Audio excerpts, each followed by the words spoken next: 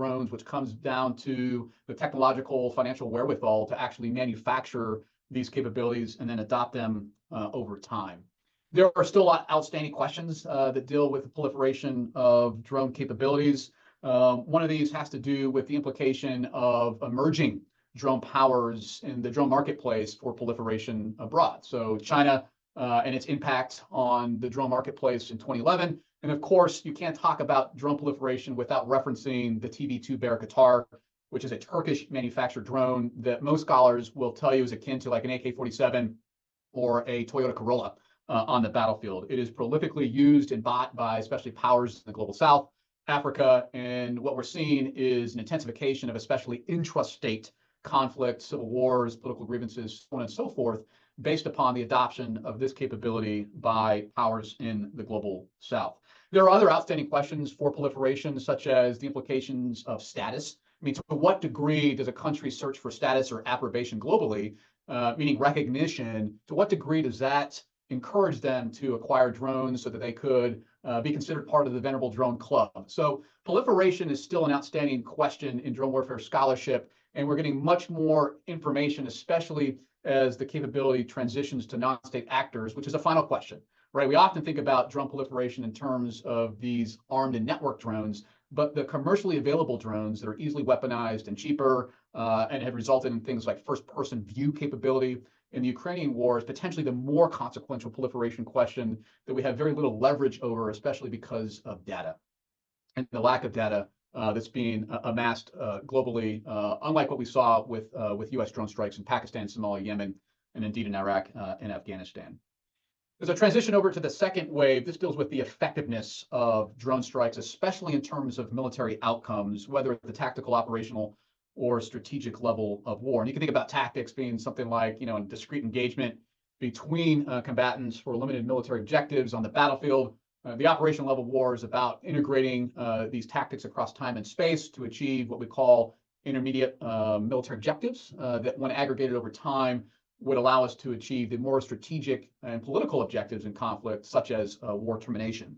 And as we take a look at effectiveness, much like proliferation, there's really two leading schools of thought on this topic. The first is that these capabilities can be effective at not just disrupting or destroying, especially terrorist organizations, but in defeating them wholesale.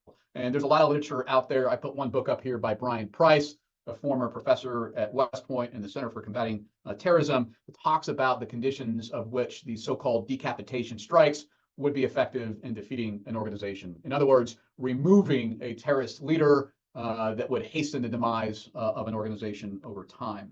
On the other hand, there are others who are much less sanguine about the implications of especially decapitation operations. And to them, really what they see is that these operations, to the extent that they are effective, is really about exacerbating the social, political, economic grievances that give rise to contentious social politics in the first place, and at the extreme that these targeted operations would actually create more terrorists than they kill.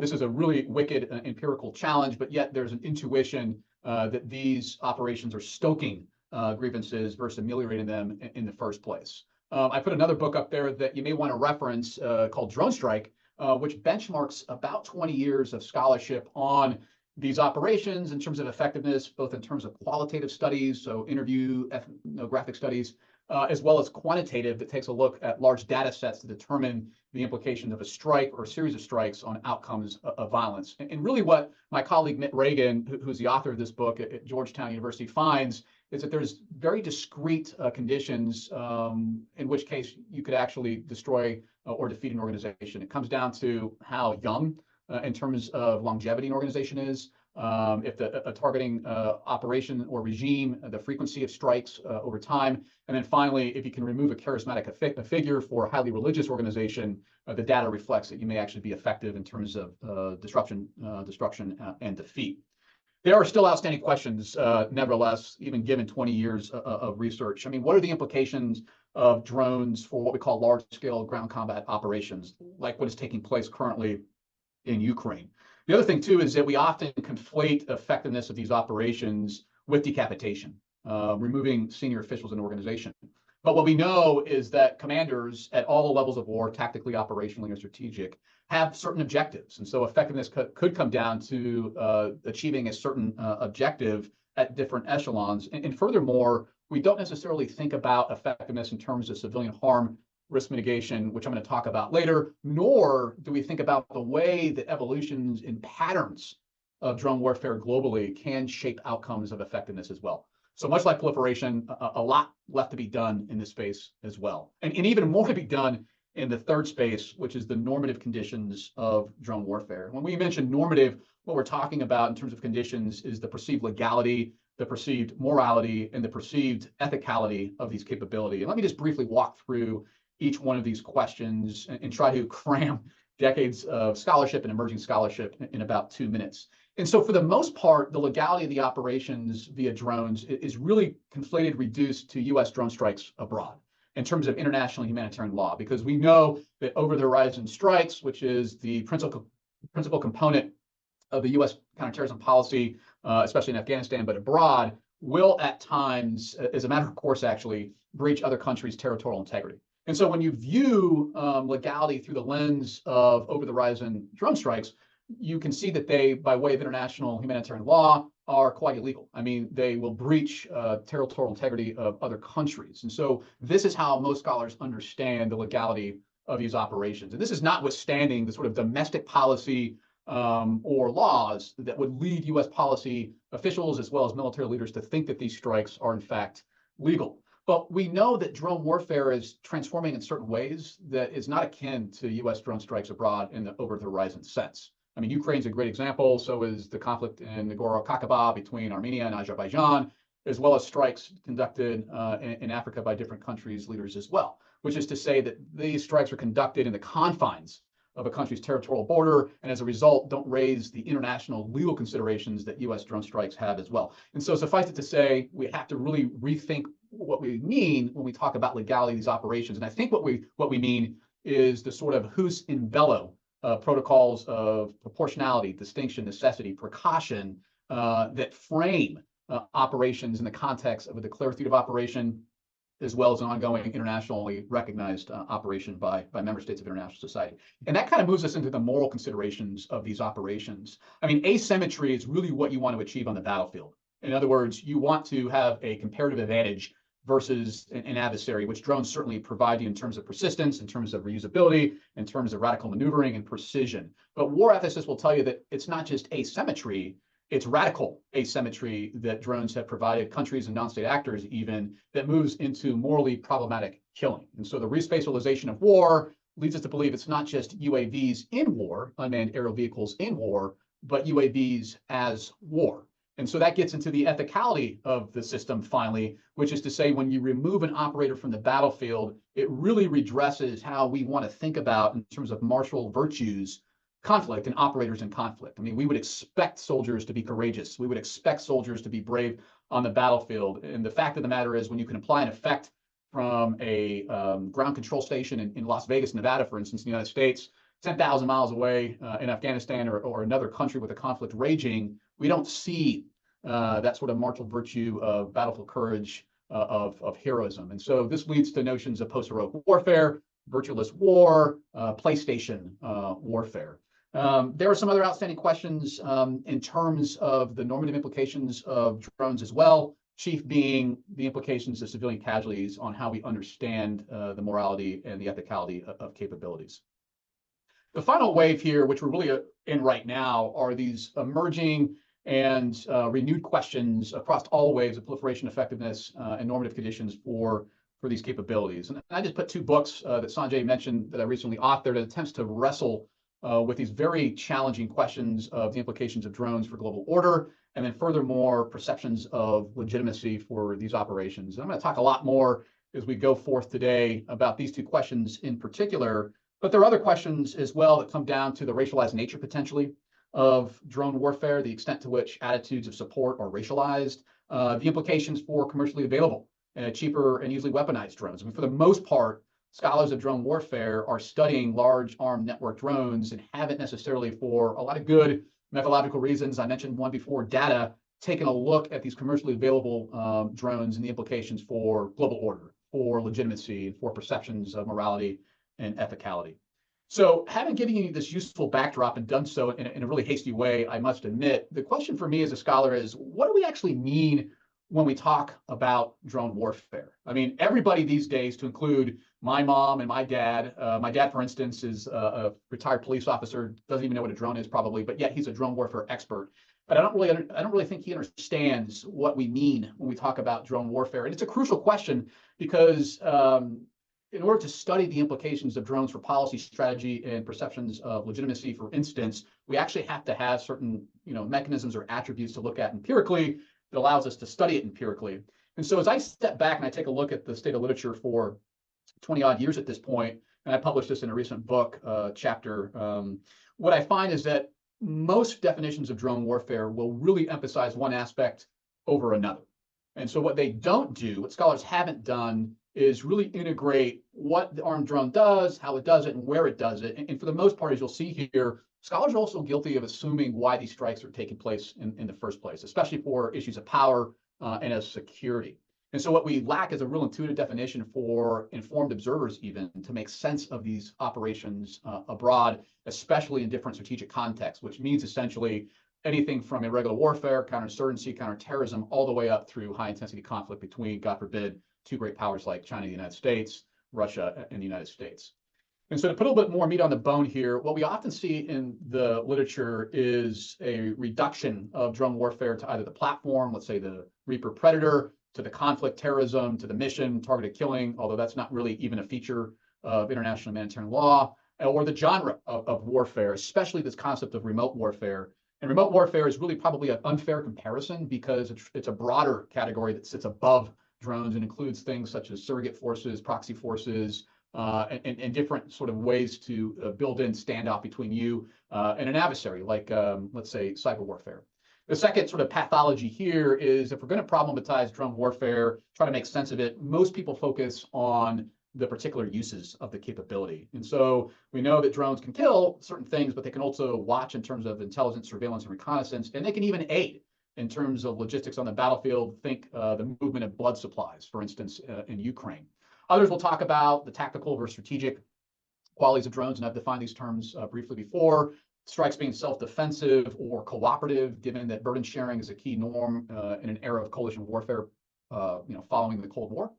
Or this integrated notion, which we saw recently when Iran had a salvo of cruise and ballistic missiles, as well as one-way Shahed 136 drones against Israel, sort of the integrated approach of traditional weapon systems with these new age drones. And then finally, drones as retribution, if not in anticipation of some sort of attack, which I think is probably akin to the drone strike under the Trump administration towards the tail end of his administration that removed Qasem Soleimani, who was the leader of Iranian's paramilitary forces and sort of a veritable political figure. What we haven't discussed in terms of drones is really the constraints. And constraints are important because the literature on the use of force abroad tells us that constraints will enhance perceptions of legitimacy, which is really important for the durability of policy options abroad. And we also don't, because we don't focus on constraints in the first place, take a look at variation in unilateral versus multilateral constraints. So unilateral constraints are imposed by a state in and of itself. And you can think of this in terms of, let's say, the US's policy for reasonable versus near certainty of civilian casualties following drone strikes, and then multinational or lateral constraints, which are imposed by others. And the chief one here being international approval through the United Nations for operations. And we're going to get back to both of these here very shortly to flesh these concepts out further. And then finally is, some people will focus on the theater of operation. And so Hugh Gustafson, my colleague at the University of Vancouver, who started off actually as an anthropologist, but got into understanding the political geography of drones, we'll take a look at mixed versus pure drone warfare. And so mixed drone warfare would be operations conducted in support of ground-based forces, boots on the ground, and especially declared theaters of operations such as Iraq and Afghanistan, whereas pure drone warfare is the use of these strikes in places like Pakistan, Yemen, and Somalia, which are not declared theater of operations. They are called non-internationalized armed conflict. So, using this, my contribution to the literature is to introduce an original definition, which is functional, meaning that it's empirically observable. And so I understand drone warfare as somebody who doesn't just study it deeply, but who has practiced this for about 20 years as an intelligence officer in special operations forces, and conventional forces, right? I understand it as variation in the sort of use and constraint of these capabilities. And so we can see variation in tactical versus strategic use, and we can see variation as well in constraints, whether they're imposed by a state in and of itself or by others, so unilateral versus multilateral. And when you bring this together, what you can see is clearly discernible patterns of drone warfare that are evolving globally at this point. And so I just may draw your attention to a couple of these. On the upper left there, we can see a picture of Ayman al-Zawahiri, who was the leader of al-Qaeda until his recent death in 2022 at the hand of an over-the-horizon drone strike by the United States in Kabul, which is the strategic use of a drone, like a strategy, okay, with nothing more than unilateral constraint. And this is quite different from what we see from French strikes in the Sahel when it was there up to about a year ago now. And so this is the tactical use of strikes with multilateral constraint, what I call juridical. And this means that countries like France will not want to use these capabilities as a first among others. They would rather use a gunship or a jet, and they would only use a drone with multilateral constraint or UN approval. In this case, they had multiple resolutions of approval through the Security Council, or even especially oversight provided by regional organizations like the African Union. All right. The other two considerations, aerial occupation on the upper right, comes down to, let's say, the use of drones for humanitarian assistance, disaster relief. And so President Obama's use of drones during the Libya intervention in 2011 is a really good example of that. Or the predatory use of strikes, which comes down to the use of drones within an ongoing conflict, which is, I think, what we're seeing right now in Ukraine with drones used there by the Ukrainians as well as by Russia. And so what I wanted to do, and I'll just flash this up here for a second, is to ensure that you understand that this definition is a lot more than meets the eye, right? It's one thing to put a buzzword up there, use and constraint. It's another to actually really think critically about what we're talking about and what we're observing. And so on the top there, you'll get tactical and strategic. And I think the most important piece here is what we call observable implications. I mean, how do we actually define the use of a strike tactically or strategic? And here, I won't read all of them, but you can see that, commanders use these tactical strikes in support of ground forces, and there's a respect for sovereignty, whereas this is quite different for especially strategic strikes. On the bottom, you can see defined constraints, unilateral and multilateral, especially the scope, the timing, and the purpose. And we'll make these slides available so you can reference them. And I've also written extensively in academic journals and in book form about these as well. Feel free to reach out to me. We can have a fuller conversation about this typology. There are also other patterns of drone warfare as we continue to evolve our understanding of the capability that you ought to consider as well. Right now, I'm writing about the implications for certainty standard on drone strikes, as well as declarative operation in the context of U.S. military attitudes for these capabilities. And so to define these concepts clearly, near certainty was adopted by President Obama, and indeed has been adopted by Democratic presidents since his time, so that means Biden only. And it predicates approval of strikes on the near certainty of no collateral damage or civilian casualties, especially in undeclarative operations. Whereas reasonable certainty is, again, another policy adopted by conservative presidents, so President Bush followed by Trump, that gives some latitude to military commanders that they could not just predict, but also, frankly, anticipate civilian casualties from these operations based upon the implications for national security or the protection of soldiers. And when you bring these together with the sort of theater of operation, either undeclared or declared, you get different patterns of drone strikes, which are useful to understand in terms of the perceptions of legitimacy among especially soldiers as well as citizens. And so for one example, the stringent over-the-horizon strike, near certainty, undeclared theater of operation, would be that policy adopted by President Obama in 2013 in Pakistan. Whereas on the bottom there, lenient over-the-horizon strikes would be encouraged by President Bush. And so we'll talk about some of these terms going forward in terms of outstanding questions, but I think it's important to understand that drone warfare is a lot more than meets the eye. And in order to understand implications for policy, strategy, and military modernization, we have to have useful definitions that are rooted in different attributes of these operations. Okay, so having provided broad historical context on the sort of evolution of the literature, used that to provide an original definition of drone warfare, which again, I've written about a lot and has been useful to shape policy and strategy. What are those outstanding questions that we should think about going forward? And so one of the questions that I've written about recently is what we call the international political economy of drones. This comes down to the proliferation of drones globally. And it's a really important question for a couple different reasons, especially in an American domestic and political context. The first is that the United States is often viewed as a barometer for foreign military sales abroad. And so tapping into US citizens' attitudes for the trade of drones could provide us some indication of what other countries think as well.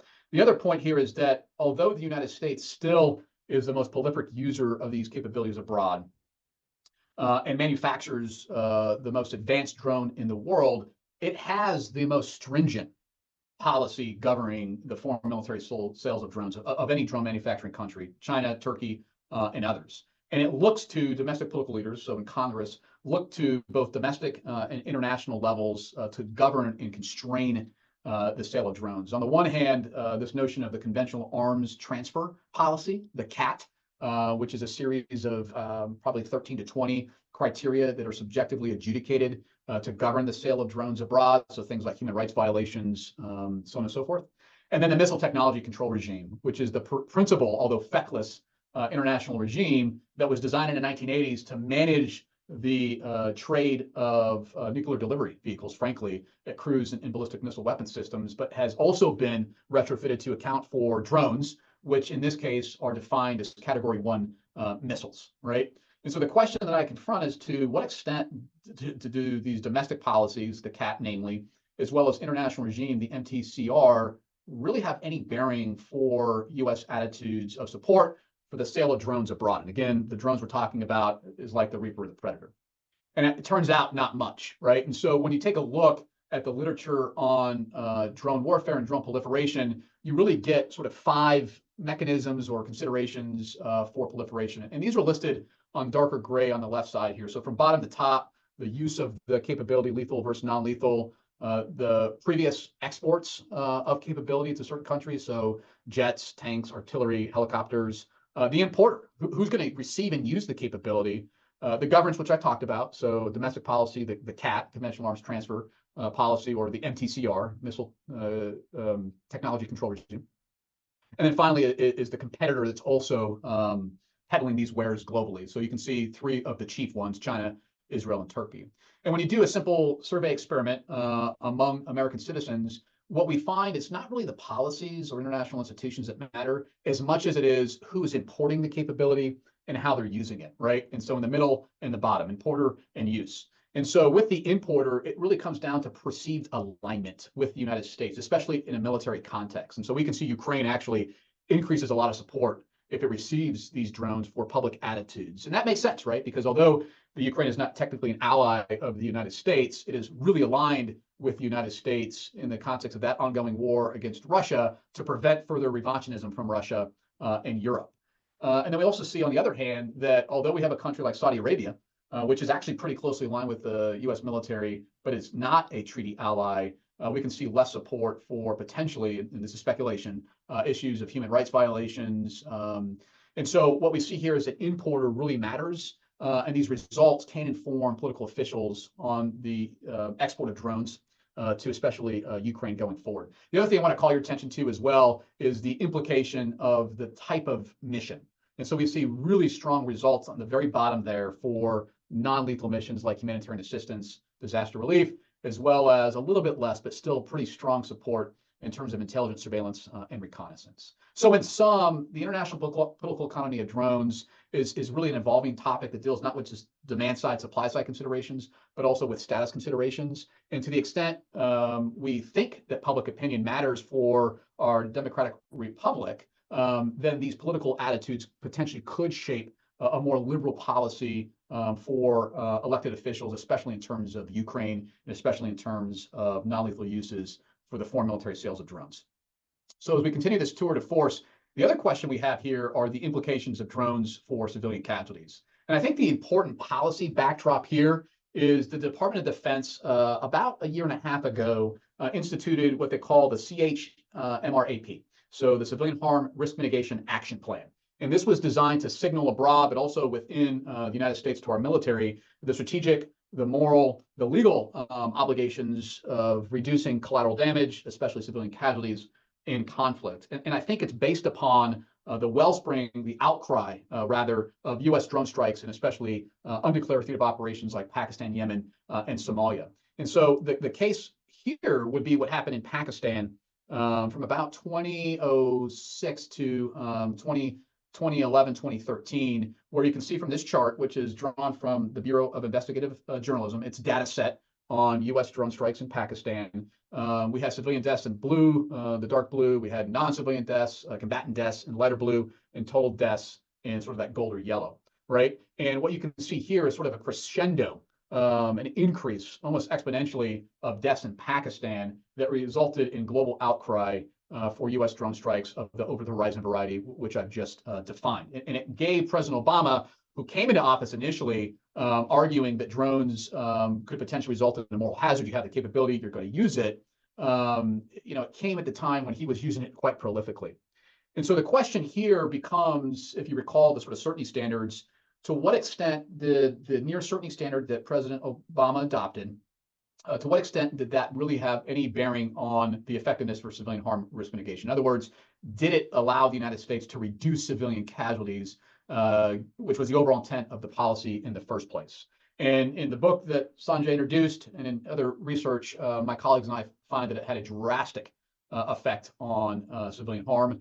In other words, it was highly effective. And so our research really results in two central findings. The first finding is, and this is a chart that just shows you on the left side sort of the civilian casualties per strike, and on the bottom, the different months and years we're talking about. Our first finding here is that the policy for near certainty was actually implemented several years prior to the formal announcement in 2013. And you can see here a simple sort of descriptive presentation of civilian deaths. That first line on the left shows you that the policy likely was rolled out in 2011. And this is based upon simply looking at the descriptive data.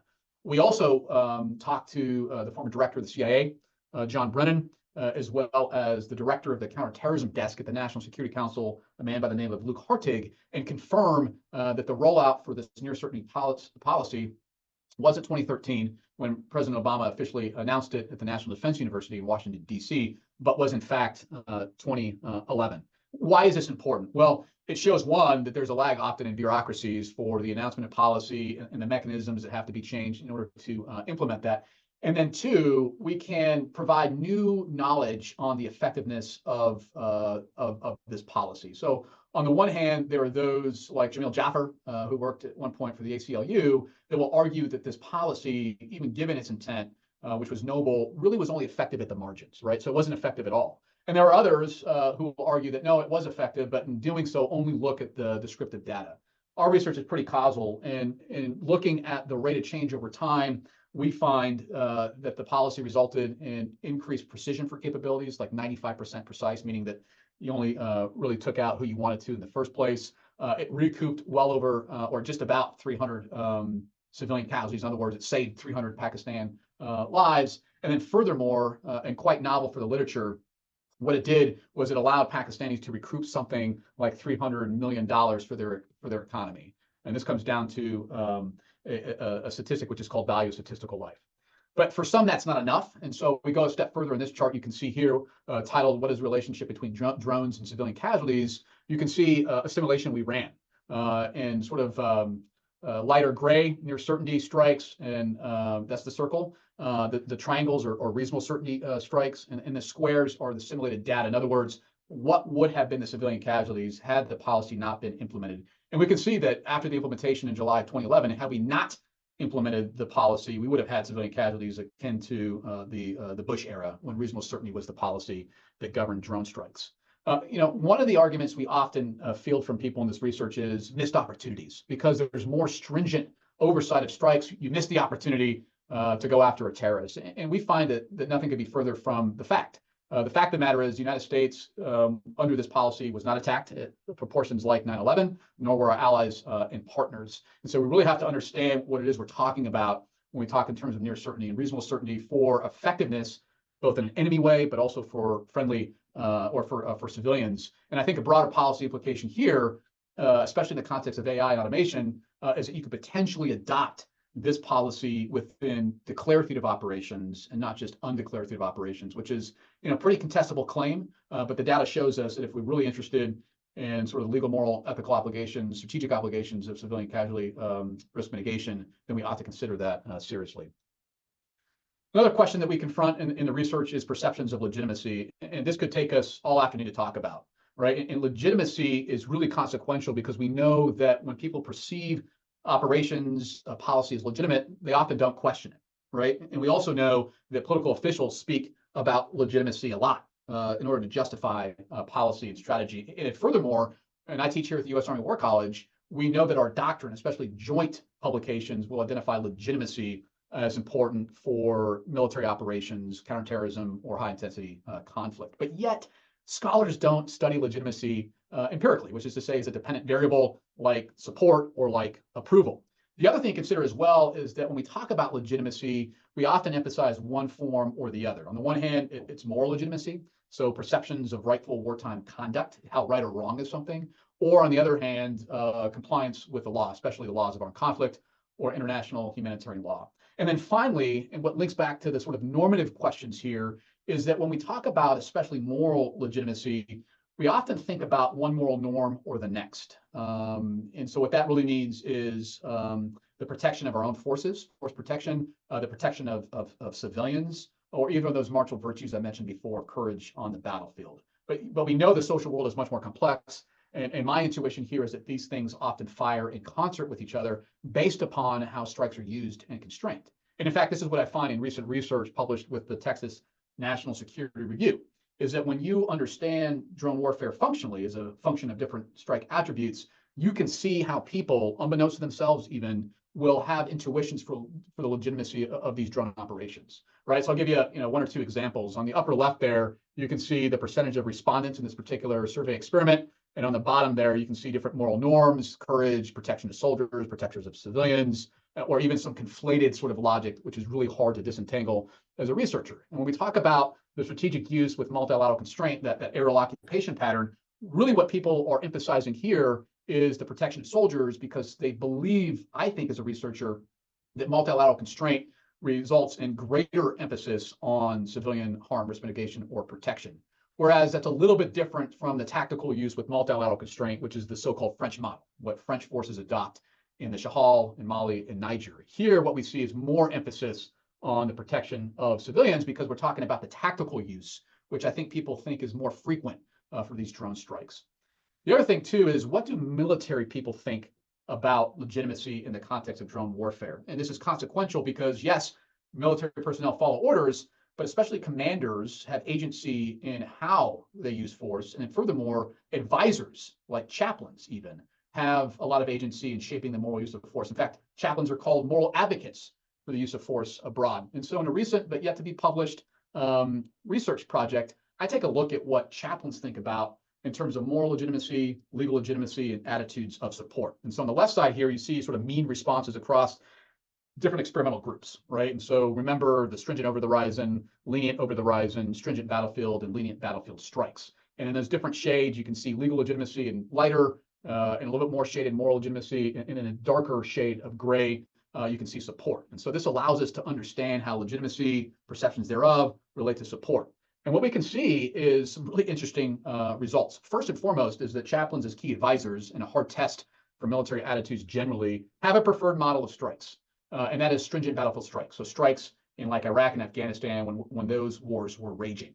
Furthermore, for that particular pattern, there's high correlation with moral and legal legitimacy. They are, in other words, one and the same. But what's really odd, and thirdly, is that they may view these strikes as legitimate, but not support them as much. And that's a problem because this is a policy which is being adopted by the United States, especially for over-the-horizon strikes, which military commanders have to adopt and advisors have to dialogue with. And so the question is, why would this be the case? And what I find is that there's really a lot of outstanding question for sovereignty of targeted countries, their territorial integrity. It comes down to the veracity of intelligence, how much we can believe the intelligence or not, the legality of operations as well. So as we continue here in another provocative question, but I think is really important, especially given the emergence of this socially contentious topic of race, is to what extent are drone strikes not just racialized, but to what extent is U.S. attitudes of support for these drone strikes racialized? And so to study this question, which is based upon a lengthy literature of criticism that these strikes are racialized, my colleagues and I adopt a first of a kind image-based survey experiment where we will vary the color of a target between brown, black, and white, as well as what we call infrared, which is stripping a target of any identifiable skin color.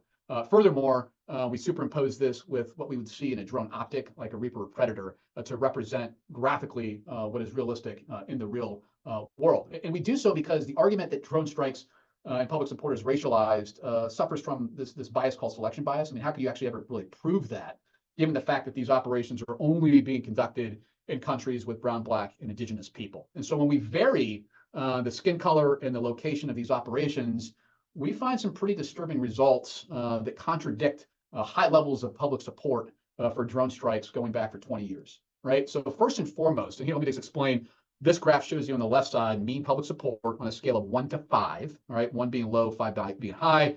Across on the bottom or x-axis, the experimental groups. In this case, we varied the target white, brown, black in a country in Africa, South Africa, country in Latin America, Peru, and a country in Europe, Estonia. And there's reasons why we did this that we can talk about through question and answer if you're interested. Also, the final point here is the dash line comes down to that dehumanized, militarized IR image on the far right you can still see. And so when you take a look at mean public support for these operations, you can find a lot more public support for the dehumanized, militarized image and scenario that explains no location whatsoever. In other words, we are literally stripping the target of skin color and location, and in doing so, we have increased levels of support, whereas when you identify the skin color and location, you get decreased levels of support. Why is this important?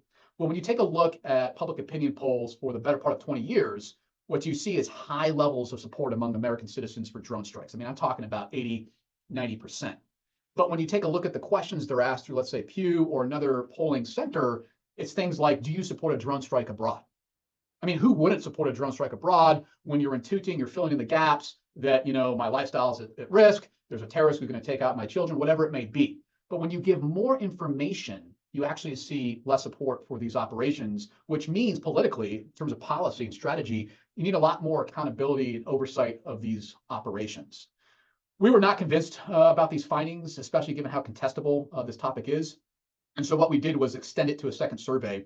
And we here did two things. One is collapse the skin color, which is an important metaphorical heuristic understanding of race, which should not be confused with sort of the broader racialization, potentially policy. But we collapse skin color to black because maybe U.S. citizens can't differentiate between brown and black. And then furthermore, to really stress our results, we deliberately primed our respondents to think about a drone strike in the Middle East. Something that you normally wouldn't want to do in experimental design for issues of priming and social desirability bias. In other words, someone's going to answer a question in a certain way because that's how they think that you as a researcher want them to, or that's how they think that their other peers and citizens would answer themselves. And when we deliberately prime these subjects to think about drone strikes in the Middle East, our results are pretty consistent with the first experiment. In other words, we see a lot more support for a dehumanized sort of narrative on a target versus when we explicate fully the location as well as the skin color of an operation. Now, where that becomes not a resounding endorsement of our initial findings is the far right IR image, infrared image in Kuwait. Because what you can see here potentially is that people are taking a look at the location, so the Middle East, to proxy for skin color, again, which is an important heuristic mechanism for these operations. So suffice it to say, we need a lot more study in the context of strikes in the Middle East. But what we do know for sure is that dehumanization, when presented as such, these operations will increase public support and have important policy and strategy implications.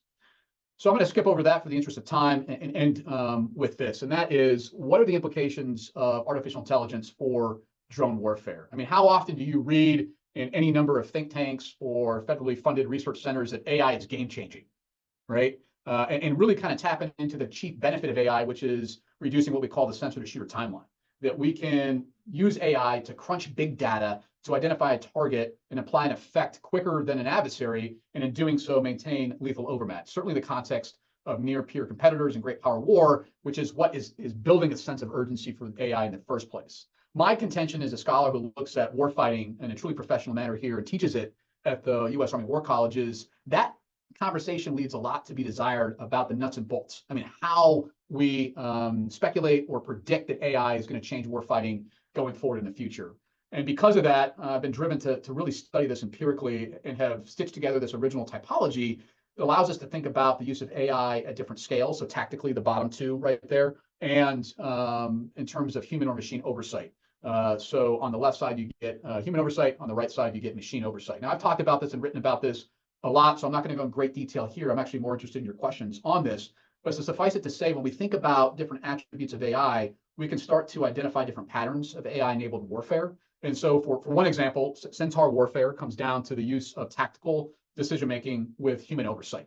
And so this would be the use of still human intellect to optimize via human-machine teaming or integration these systems to complement humans to close with and to destroy, let's say, an enemy compound, whatever the mission may be. Whereas when you scale it up to the strategic level on the top rung there, you can see that we're either going to outsource more or less oversight to machines or not, right? And so mosaic warfare is the use of AI to generate options for, let's say, course of action development, to optimize limited resources across multiple theaters of operation, whereas AI general comes down to the use of these capabilities to make all decisions, to almost be omniscient, omnipresent, which is something out of sci-fi, but nevertheless important to think about. And so the question for me becomes, what are the sort of governing frameworks we can adopt? How should countries come together in sort of multinational ways to govern these capabilities? What are the potential ethical, legal, moral implications of fully autonomous capabilities that we don't have currently right now? How does this relate to drone swarms? And so we're really seeing an advancement of what I call that fourth wave of drone warfare when we think about drones, especially armed in network drones, augmented with AI that can be used at different echelons and with different type of human or machine oversight. So I may stop there right now, giving you a tour de force, which is useful to position, especially fully autonomous weapon systems, killer robots. And I look forward to your feedback here shortly. Thank you so much, Sanjay. Looking forward to the conversation with you and our viewership today. Wonderful. Paul, that was a great piece of information for our listeners. It covers a wide range of topics. And some of the questions that really come up that from our audience, as well as from us, are what specific AI technologies are being utilized in drone warfare, and how have they evolved over time? Yeah, so this is a really important question, and thanks to whoever asked it in the audience, because again, I talked about before, we view AI as game-changing, but we actually don't talk about what that means specifically in terms of the incorporation into drones. So to what extent or what are the specific AI technologies being utilized in drone warfare? How have they evolved over time? And so I think you can think about this usefully in terms of targeting, right? And so the sort of preparation that goes into targeting through any number of targeting cycles, which I'll talk about here shortly, but then also the capability in and of itself. And so going back to this notion of drone essentialism, reducing drone warfare to the platform itself. And so in terms of the former targeting, there are a number of cycles that we use across what we call the continuum of competition. So irregular warfare all the way up to large-scale ground combat operations. When we talk about irregular warfare, the targeting, preferred targeting model is F3EAD. Find, fix, finish, exploit, analyze, and disseminate the information to drive follow-on targeting. When we talk about targeting in the context of, let's say, great power war, it really comes down to fires or artillery, and the targeting cycle there is D3 alpha, decide, detect, deliver, assess. And so I think that AI, in terms of drone warfare, usefully and probably most easily will be integrated into the targeting cycle, especially the use of algorithms that are enhanced with AI to canvas reams of data to identify order of merit list for certain targets that would allow a commander to make a very quick decision, yes or no, a decision point we call it, to apply an effect. And in fact, we actually see this taking place already, not necessarily in the United States, although Project Maven, no doubt some folks in the audience will recall that, was designed to identify hostile intent and hostile act in Iraq and Afghanistan. It was based upon Google proprietary analytics. We've taken this a step further, at least in the open source realm, in terms of Israel and what it's doing in Gaza at this point. So aside from the sort of moral baggage, ethical baggage, let's just talk about AI in terms of targeting in and of itself. And so there's a variety of different systems that Israel has used to generate very rapidly targets. Lavender is one of those, which you can read about in open source. In fact, it's generated targets based upon data that would be very difficult for humans to go through quickly in such a way, at such a pace, that it's actually finding it very difficult to identify legitimate military targets at this point. And besides the target development, based upon certain parameters, which potentially are biased or not, there's also other AI that you can use to identify when somebody may be at home or not. The Israel system here is called Where's Daddy? And we can, think about, the sort of connotations surrounding that for how we think about terrorists or insurgents being mostly male. So the gender quality of counterinsurgency and counterterrorism. And so this would be akin to the notion in the US context of pattern of life development or signature-based strikes, which is the sort of modus operandi for reasonable certainty operations. Again, these strikes allow for some fudge room for civilian casualties, not just anticipated, but predicted. And so that's on the targeting side of it, really using AI to generate very hastily targeting options based upon looking through reams of data. When we talk about the platform itself, really we're talking about fully autonomous capabilities, killer robots, lethally autonomous weapon systems that can track, that can locate, and that can engage targets on their own without human supervision or oversight. To be clear, we actually don't have this in our inventory at this point, but this is where most military experts and even casual observers think we're going. And so that's a little bit different in that you would have the ability on a platform to decide on its own based upon an algorithm that's AI enhanced to engage a target. So the finishing sort of capability versus the mobilization of information intelligence that would inform decision making. And I think basically you could probably bridge this back to my typology of Centaur versus Minotaur warfare at the tactical level. So recall Centaur warfare was about human oversight of machines to make decisions tactically, whereas Minotaur warfare flipped that paradigm on its head. And so I think you can pin that against the targeting process itself with analyst versus the sort of lethal autonomous weapon systems that we think are going to emerge in the future. And by the way, to the question, that's another advancement of AI-enabled systems. We have different systems that are employed to automatically engage capability on compounds. So the CRAM and even the Patriot sort of counter missile system. But now we're talking about something that goes a step further. There also is this notion of drone swarming. These drones, commercially available, easily weaponized drones, smaller tier drones at the group 1 to 3 level, which is how the U.S. military classifies it. These capabilities potentially could work in concert with each other, sort of mesh network to overwhelm sort of defenses and present multiple dilemmas. There's a lot left to be talked about the feasibility of actually doing that. But nevertheless, that's where I think you could see AI integrate with drone warfare. Sanjay, to the question. Oh, this is great, Sanjay. So I got one that's flown in from X right now, and I just may read it off so everybody can hear it. So the question is, and I can't tell who it's from, so apologies, but in your view, how can nations collaborate to create a cohesive and effective international regulatory framework for AI and military applications, specifically in drone warfare? I think this is a great question, and it allows me to advance beyond some of the earlier feedback I gave. And so I may just start off by saying that while there's a lack of a codified international regulatory framework at this point, there's been a flurry of activity unilaterally by the United States and other countries, bilateral between great powers, especially the United States and China, and then nationally or multilaterally through the UN. And I think that when you take a look at unilateral engagements, we can talk about executive orders and DoD policies. When you talk about bilateral engagements, take a look at the recent state visit from China and President Xi Jinping, where President Biden and Xi Jinping, confirmed through a joint declaration that they would research, at least in dialogue, on the responsible use of AI in a military context to include, no doubt, drones. And finally, multilaterally, the United Nations just issued a UN resolution talking about the importance of responsible use of AI. We have the REAMS, sort of responsible use of AI in the military context initiative, which is longstanding, that meets annually, especially in European countries. And then furthermore, the US political declaration recently that talked about responsible use of AI that signed up something like 100 countries to try to set some norms. And so I think what we have to understand is that this is not going to be a quick process, and nor, frankly, was the outline of slavery or the abolition of slavery over time.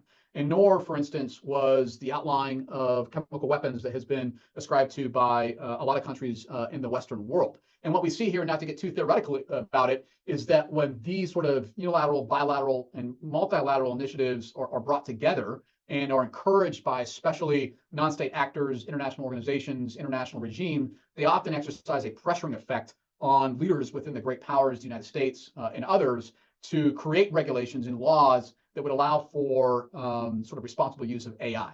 And so I'm a little bit more sanguine than others are about the prospects for this going forward, but also realistic that it's not going to happen overnight, and that we'll often, what we're likely going to see, unfortunately, is a bit of failure taking place in this respect before something meaningful happens in terms of laws and policy, which frankly is what often happens in the context of the military in any case. I'll give you one example. So we see a lot of angst surrounding what's happening in Israel at this point with its AI-enabled targeting systems.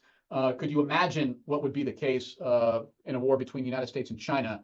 And so what I think I'm trying to do here is draw an analogy to, let's say, the Geneva Conventions after the Second World War, where we had a large conflict with a lot of civilian casualties and a lot of dead soldiers that brought previously disinterested parties together to try to come up with a framework that tried to make warfare as humane as possible, codify it in laws and protocols, right? And there's a lot of people that will argue against this because international humanitarian law is not perfect.